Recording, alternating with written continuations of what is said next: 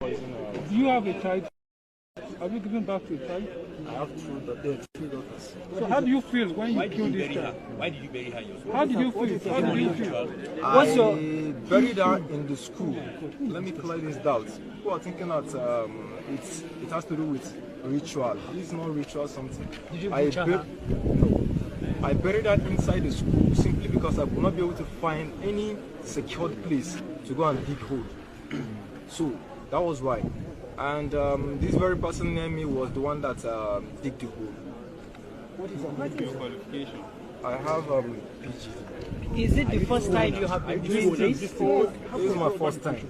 Are you the school owner? I'm the school proprietor. When you killed this child, how do you feel? That you two you have to. Honestly speaking, I was in shock because I've never attempted. How can you be shocked? The school building is a rented place. How many children do you have? I have 3 daughters. Before the child died, did she cry? Did she complain of stomach pain? Which of the school? Where I buried her, it's been open since 2017. So it has, before it was having almost 100 plus students. But as time goes on, due to this corona issue, the number of children gets down to almost like 40 or 40 something. While the other branch is just starting. It just started last week. Okay. How much you collected from the ransom? Let's get to the ransom first. 6 million naira, which I do surely believe that they're going to bargain. So as the You are not here before. Go down. You are not here before now. Go down. They say they don't have much, so they were able to sign 100,000 naira. What did you use the money for? I immediately collected that 100,000 naira. I used 71,000 naira, sorry, 71,000 naira to pay the staff, the other branch school staff. As in, so how did you get to? How did you receive it? Those you engaged, how much did you give them? There's nobody engaged there. How did you? Because I was the one that picked the girl at the last instance. How did you receive the money? As in, how did you receive the money? I told them that they're going to drop the money at a social location, which is Kalipa Isiaka Radio City, after Naiba flyover. Do you used to take any intoxicating drugs? No, I don't take anything. Everyone, welcome back to my YouTube channel. If you have not subscribed, my darling people, please do subscribe and smash the notification bell. Thank you and God bless you. My darling people, my correct people, this video today na about that useless man, that evil man wey made that small girl. The interview of the man don't come out, the video don't come out, my people. This one really shocked me, sha. Some people are really wicked. Then they ask him, say, when you made the girl, how you feel? He say, I really feel bad. I don't understand. Which devil can enter you, this man? When you can't just make that innocent girl like that. Wait till papa do you. These people don't wrong you before. This man not see anything talk. My people, which kind evil heart some people they get for this life? Which kind evil mind some people they get for this life? This man are very evil, like evil way past this man all this world. Eh? The man now don't come out now. When I can't hear the Yeye talk when this man call they talk. Like, the thing really pay me, sha. That's more pikin too fine. Like, They even ask, can they do have children? He say he get 3 children, this man. 3 children, how you make this? No, God. This man, I know you don't know what I go tell you really. Like, you know the pains where you put the family. You know the pains. Eh? You just make this girl just like that. Wait, this more pikin do you? This man not see anything talk. This man not see anything talk, my people. While I do, since they this word, my people, since they this word. Man, put the video more and we see when the man they talk. The thing really like, God, so painful. May I so rest the perfect peace, Man, put the video more and see my people. Bye. Do you have a child? Have you given back to a child? I have 2 daughters. So how do you feel when you killed this child? Why did you bury her yourself? How did you feel? How did you feel? I buried her in the school. Let me clear this doubt. People are thinking that it has to do with ritual. This is not ritual something. Did you butcher her? No. buried her inside the school simply because I could not be able to find any secured place to go and dig hole. So that was why. And this very person near me was the one that dig the hole. What is your qualification? I have PG. Is it the first time you have been doing this? This is my first time. Are you the school owner? I'm the school proprietor. When you kill this child, how do you feel? That you two you have to. Honestly speaking, I was in shock because I've never attempted. How can you be in shock?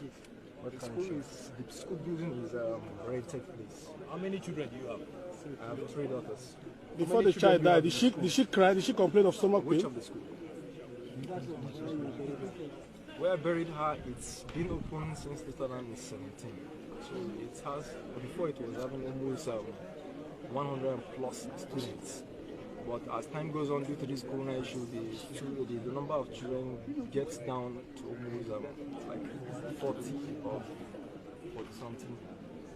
While the other branch is just starting. It just started last week. Okay. How much you collected from the ransom? Let's get to the ransom first. 6 million naira, which I do surely believe that they're going to bargain. So as the You are not here before. Go down. You are not here before now. Go down. They say they don't have much, so they were able to sign 100,000 naira. What did you use the money for? I immediately collected that 100,000 naira. I used 71,000 naira, sorry, 71,000 naira to pay the staff, the other branch school staff. As in, So how those did you you get engage, to, how did you receive it? Those you engaged, how much did you give them? There's nobody engaged there.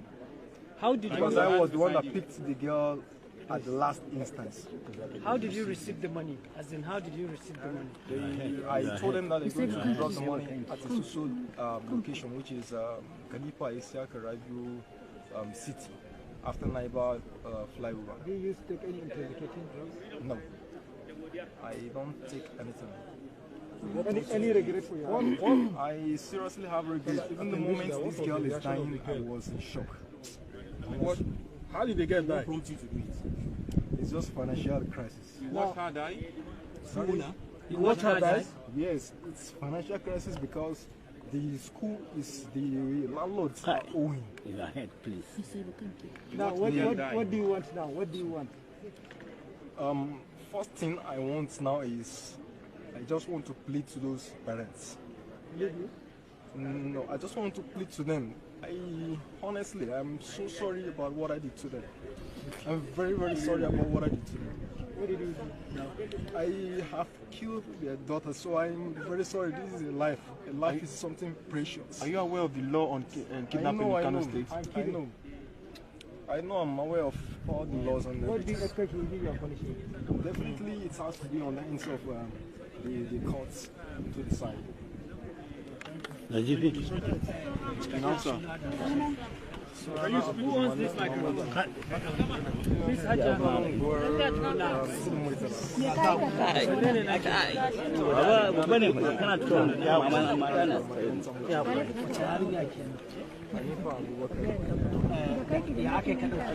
Rage ma mic. Farko da akwai mutum biyu da na yi ƙoƙarin tura su je su ɗauko ta na sun je ɗaukan ta Allah ki dinga ta ƙi bin su ta tafi.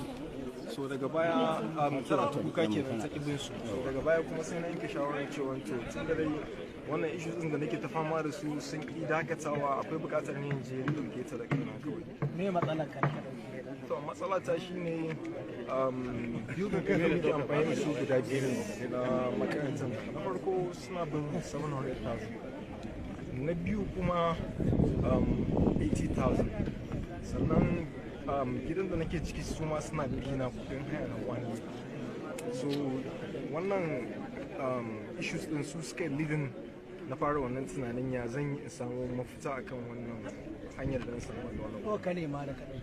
Ra'ayi naira miliyan 6 da kyautu da tun dama na san cewa iyayen za su buƙaci Me ka aikata mata bayan ka yasa dole sai ɗaliban saboda abin da ya kamata ka fahimta shine kana tare da mutum shine za ka sauran fahimtar shi ba wai haka na nufin shi dole sai ɗalibin nan ba kamar kana da idea ne akan shi wani ɗalibi ko abin da nake nufi shine wani wanda ke kusa da kai ai ka fi sanin shi akan ka je kai ta lissafin unguwa ina za ka je wannan da shine da daman kana da tabbas in ka tambaye su wannan kudin za su biya wanda tabbaci saboda dama kawai dai mutum abu dai ya zo dai cewar kawai zan yi a kansu da ne amma ba wai su ne kawai ya sa ne wannan yanzu ina yarinya take yarinya ta rasu a yi ya aka yi wata rayuwa ta yi a gurinka so ta yi kwana 5 a gidana na kawo ta gida na yi ma mata ta karyar cewa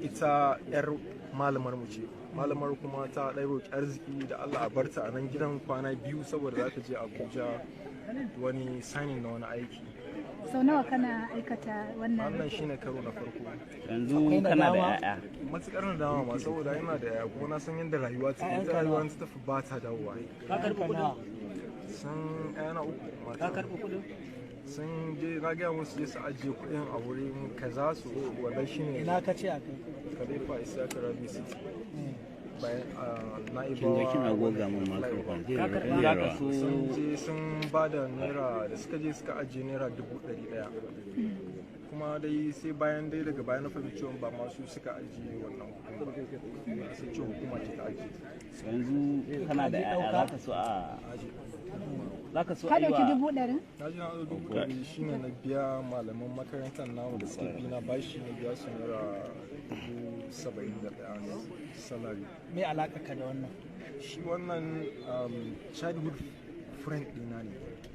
Abin nufi dai mun taso tare kenan tare da shi.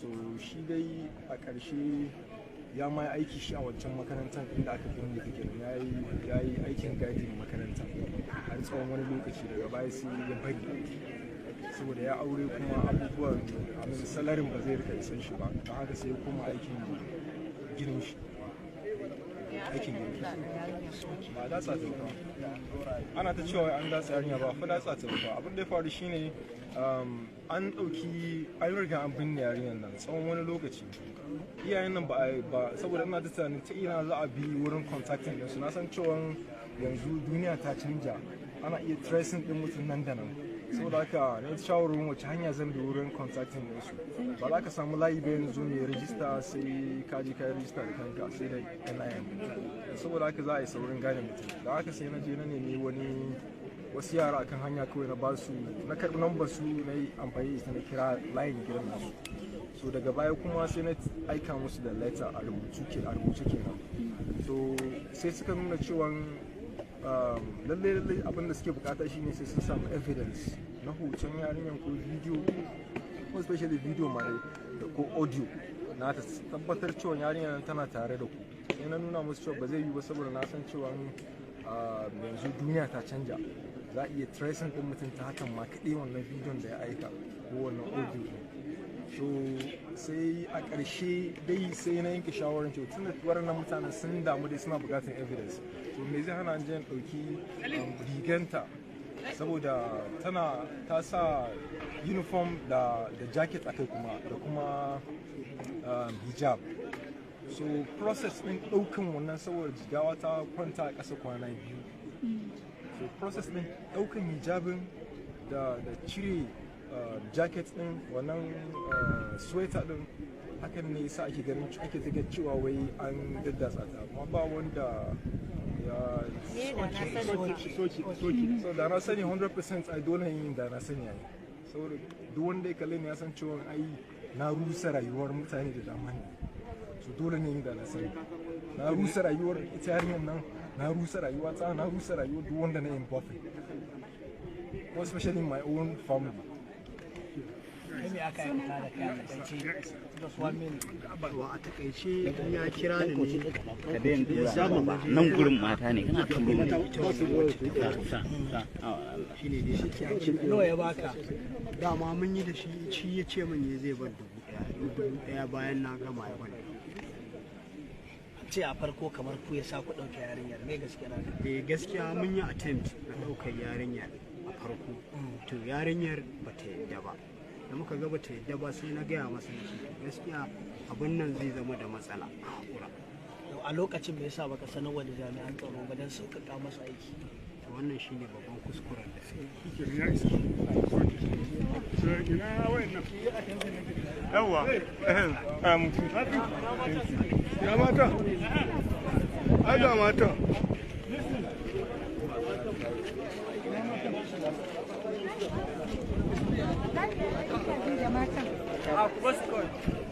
can matan guda biyu tunda kun samu kudin tabbas kun ɗauki hoton